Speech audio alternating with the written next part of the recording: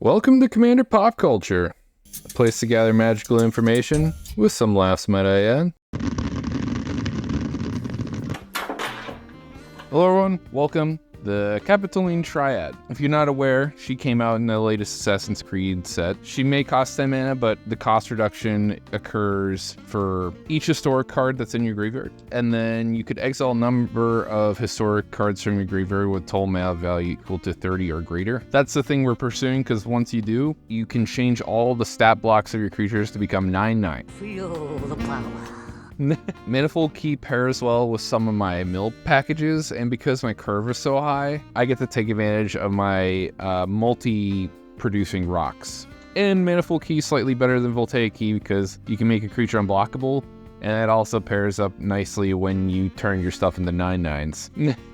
No Elemental Blast came out last set. I'm excited to try it out. Most decks are multicolored, so at the very least you'll be using this probably mostly to snipe out people's commanders. Voltaic Key, this is the original OG version of Manifold Key. Still good though. Oddly, it's $2 more than Manifold Key. It's because this hasn't been printed a whole lot. And it's highly played. Probably equally as played as Manifold Key. If you're running one, you're running the other. Millikin. This lets you mill a card to add a colorless. I like this in particular in terms of rocks. It might be a creature and it has to deal with summoning sickness, but the mill part is nice because we want to be filling our graveyard with as many historic permanents as you can. And if you're new and you're not sure what is a historic permanent, that includes legendary creatures, sagas, and artifacts. Artifacts are a lot easier to abuse. Spatial Contortion, I like this because it's an instant speed, it's 2 mana. When I pick removal, I prefer it to be at instant speed and for that same cost. This doesn't have the range I'd like. I wish it was more unconditional, but you could only kill things of 3 toughness, but it does have some nice flex because you could target your own stuff, and I have killed people with a lethal attack by pumping it just that extra 3. You never know when that might come up. Just tap it in. Just tap it in. Give it a little tappy. Tap, tap, tap-a-roo. Mind Stone. It might be our mana rock, but of the things that are integral for commander decks to function, you need card advantage, you need ramp, and you need removal. Colorless sucks at the card advantage and the removal part, so I will take it where I can get it, and drawing the card is very desirable. I also appreciate artifacts that have a sacrificial clause attached to them, because then it's more fuel towards my activated ability to make all my creatures 9/9s. Same with Pit Trap.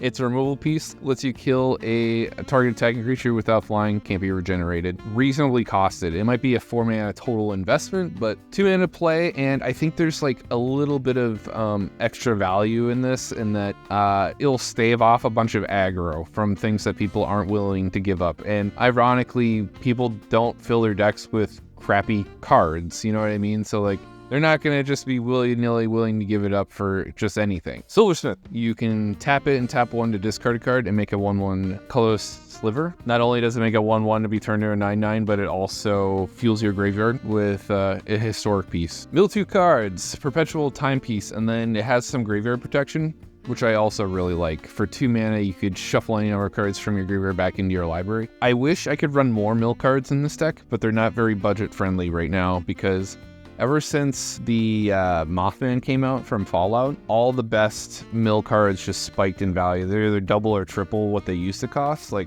Mesmeric Orb used to be under $5 and now it's like above 15. Same with Altar of the Brood and Altar of Dementia. Those 3 are like some of the best cream of the creme mill cards that you could boost this deck with.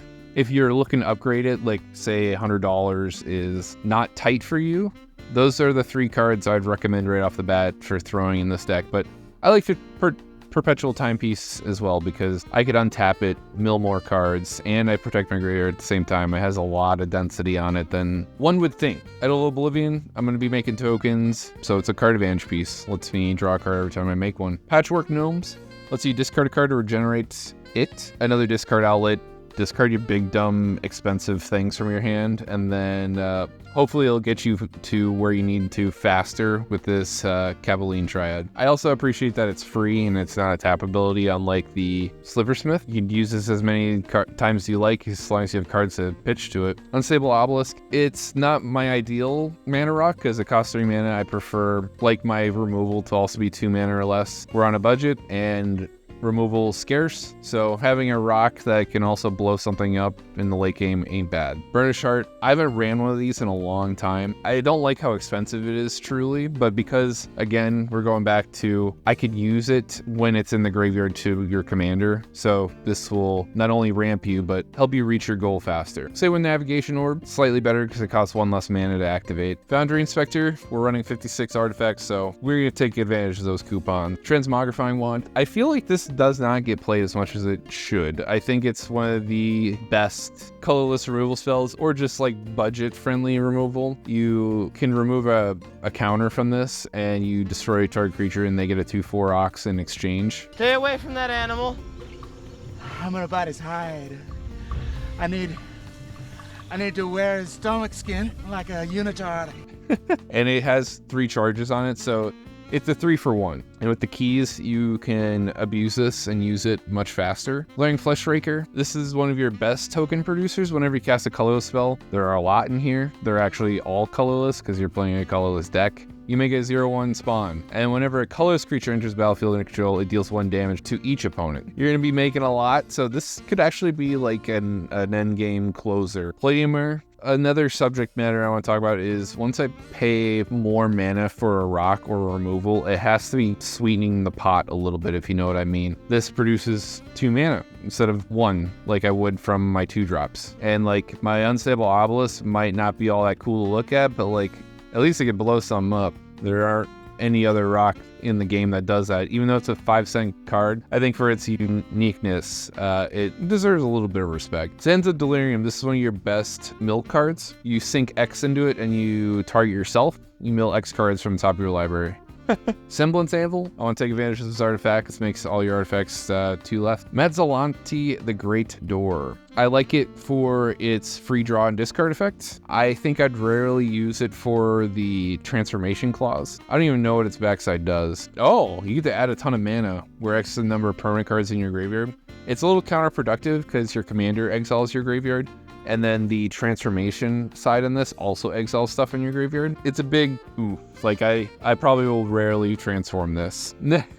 Cloud Key, another artifact coupon. Hedron Archive produces 2 mana, and I can sack it and draw 2 cards. Card Advantage goes to my graveyard for my commander, and it produces 2 mana. What's not the love? Trading Post. This is going to be a nice utility card. It kind of does a little bit of everything that you want to be doing in this deck. You make tokens with it, lets you discard cards, and lets you sacrifice creatures in play to return an artifact from your graveyard to your hand. You can also sack an artifact to draw a card. So like 3 of these modes fill your graveyard up for your commander. The other one put the body in play also for your commander to close out the game. Nev's Disc, I like it that it has a little bit of reach. I don't like that it comes in tapped, but hopefully I could fix that with my keys, and then I could hold the board hostage, destroy all artifacts, creatures, and enchantments. Mystic Forge, one of your best card advantage engines, lets you look at the top card of your library at any time and cast artifact spells and or colorless spells from the top of your library. Pay 1 life to exile the top card of your library. The only time you do that is when you start bricking on stuff. So like you hit a land, or it's a card that you can't cast, or it's a card that is not useful for your current situation. Just activate this and keep digging. Clock of Omens, this lets you tap 2 untapped artifacts control to untap a target artifact. Pairs well with the mill pieces, pairs well with the mana rocks. You'll have pretty big turns with this thing if you've ever had experience playing with it. Highly recommend you start. $1 is a steal. Eldrazi Confluence fulfills the card removal piece, and I like that I could choose the same mode multiple times so I could hit multiple creatures on one spell. I could also exile things and return it to play, or make 1/1s to make bigger later. Paneptic Scarab Swarm on ETB lets you exile a target player's graveyard, and then for each artifact and land exiled this way, you create a 1/1 insect. It's one of your biggest token producers. One would think lands doesn't come up often, but fetch lands always do, and I'm going to play and feature this deck on Moto tonight, and I'll show you that even on a budget or joining casual tables, I will still have to deal with very expensive decks that are in paper because it's very cheap to play these decks online. Magenta Masticore. First Strike protections from multicolored, and then at the beginning of your upkeep, you sack it or discard a card. When you discard a card this way, you destroy a target non-land permanent an opponent controls with mana value less than or equal to the mana value of the discard card. It's a removal piece, also fuels my graveyard for your commander. Features Self-Replicator. Whenever you cast a historic spell, which is almost everything in your deck, you can pay 1 to copy this, turn into 9/9s later. Hollow One, I will exclusively be using this just to pitch to my graveyard to draw a card. Be 5 mana closer to activating my Triad. No sacrifice, no victory! Selective Obliteration. I don't have experience playing this board wipe, so I wanted to test it out. 66 cents for a reason, and it's probably because it gives your opponents a choice to choose a color. They could dodge losing a major part of their board, or at least dodge missing the key pieces of their board state. So that's probably why a lot of people don't play it, but I'm going to give it a shot. See how I like it. Blink Moth Urn also produces a lot of mana.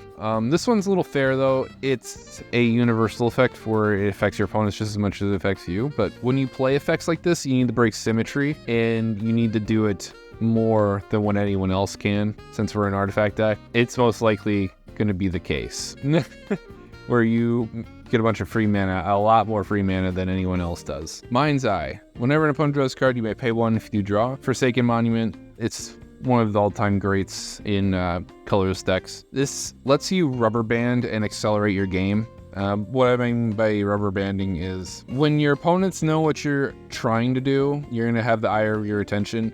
Maybe your commander will scare the living daylights out of people and you're going to have a nice target on your back. That's when Forsaken Monument comes in handy because you get to gain all that life and make a bunch of mana to get to where you need to go. Mer Turbine. I haven't played one of these in a long time. You could tap it to put a Mer artifact creature token into the battlefield. Take advantage of the artifacts, untap your stuff. Pairs up really nicely with the Clock of Omens because you produce an artifact that will help pay for half of its activation costs, so that makes sense. So you'll be able to stretch a Mer Turbine and Clock of Omens pretty darn far. I think Unwinding Clock is within our budget. I think it's like $8, $10 under budget. Runaway Boulder. This is just a really expensive card that I could cycle away for 2 mana and draw. In a rainy day, I could use it to blow someone's creature up. Just like the Indiana Jones rock.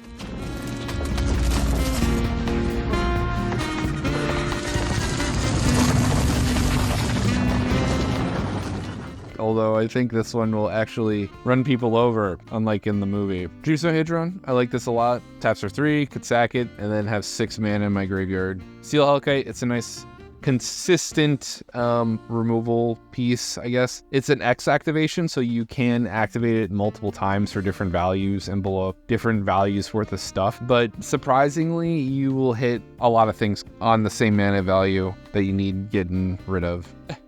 And it gets stronger in competitive formats because everyone's stuff is extremely cheap and efficient. You'll probably scoop up a lot of stuff. Most of the time I activate this for 0 even and just scoop up tokens. I've had plenty of experiences with that, like where it's even good against casual players because casual players love tokens and kind of has a little bit of a crux for any kind of table you play at. So you get nothing!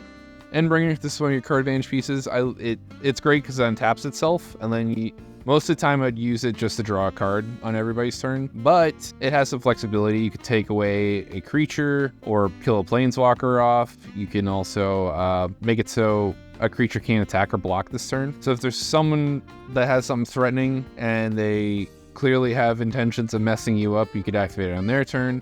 Or you can wait till it's your turn, activate it, and get in with the 9/9. Keening Stone, this is one of your best mills pieces for 5 mana. Target player mills X, where X is the number of cards in that player's graveyard. You target yourself, and this is what I've experienced. You activate this thing once, and you automatically meet the requirement for your Triad. Ugin, Ineffable, card advantage, and he blows up a mono or multicolored permanent. It just can't be colorless, and it makes your colorless fills cost 2 less. I'm sorry, it's written in Japanese. I did that all based on memory. Of my many talents that aren't very useful in real life, remembering magic cards is one of them.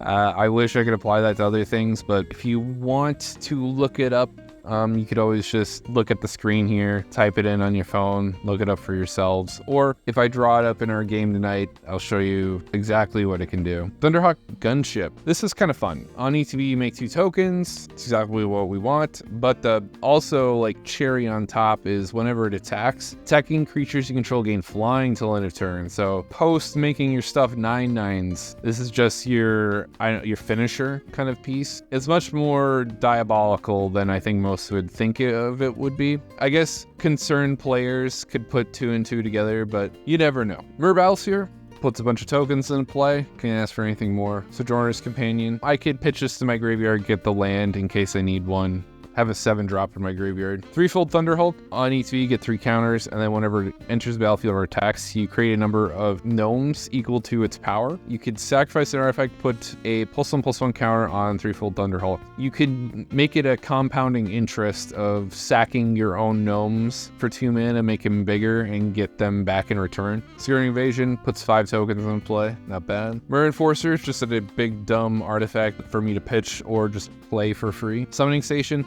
This is a really sweet endgame piece, or it pairs well with your untapped tools, but you get to make a 2/2 colorless pincher, whatever that is. Is that a baby on a conveyor belt? I never noticed that until now. My interest in what a pincher is become a little disturbing. All is Dust is a classic board wipe and colorless. Forces everyone to sack all their colored permanents. It's a one-sided board wipe because you're obviously entirely colorless. Phyrexian Triniform. This is a fun finisher. On death, you create 3 3/3s, and then it has Encore of 12. If you have 3 opponents still alive, you'll make 3 of these Triniforms, and then you have to sack it at your end step, meaning you'll make 9 more tokens that also get turned into 9/9s. It's an awesome deal. Kozilek the Great Distortion. This helps you refill your land. It also has some interaction that lets you counter stuff by discarding a card, which also fuels the Triad, does everything. Melware Colossus, just a big dumb idiot that can be really dirt cheap to play. It also pays for at least a third of your Triad's CMC costs. Because you're in colorless, you get access to a ton of, I guess, utility lands. You get to play them with reckless abandon. We can't lose! Normally when you have a color deck, you have to really consider lands that only produce a colorless pip, because if you run too many of them in your deck, you might actually draw too many and then be stuck with a ton of cards in your hand. Like, these are all really great lands, and they're all under $1. They're actually, most of them are cheaper than what a waste costs. I have 9 wastes, so that means each waste is roughly 50 cents. Look at how many of these utility lands fall below that 50-cent mark. Only 6 lands are more than a waste that are in this pile here. That brings us to the end of the tech. If you enjoyed, subscribe. Thanks for your time. Take care.